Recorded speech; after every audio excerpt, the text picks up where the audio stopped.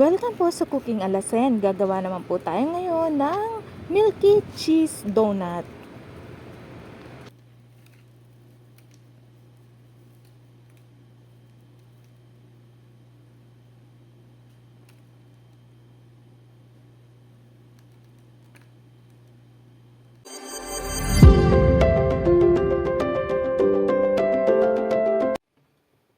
Meron ho ako dining loaf bread. Ariho ay tatanggalan laang natin ng side. Sa isang lalagyan, maglagay laang ho tayo ng fresh milk or evaporated milk.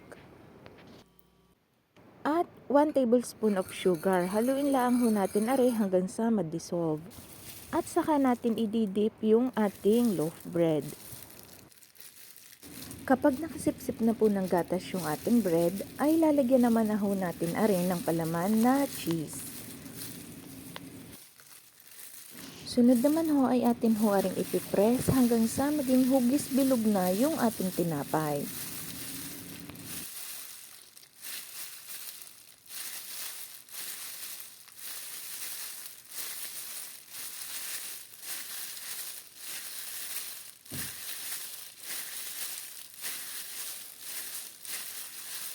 Ulit-ulitin nyo lang ho ang proseso hanggang sa matapos ninyo lahat ng inyong tinapay.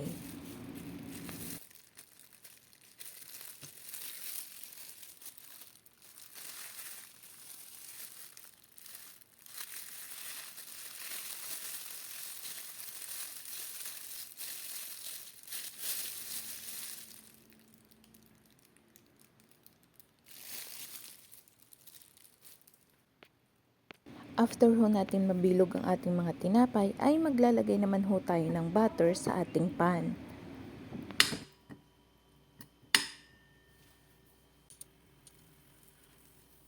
Kapag natunaw na yung ating butter, ay saka natin ilalagay ang ating mga binilog na tinapay. At lulutuin lang ho natin na rin hanggang sa mag-golden brown na yung kanyang mga side.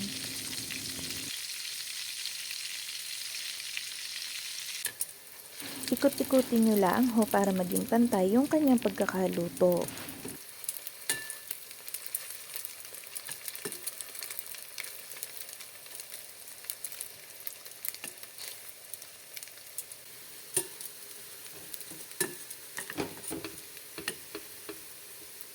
Kapag kagarinin na ho ang kanyang itsura, ay pwede nyo na ho aring hanguin.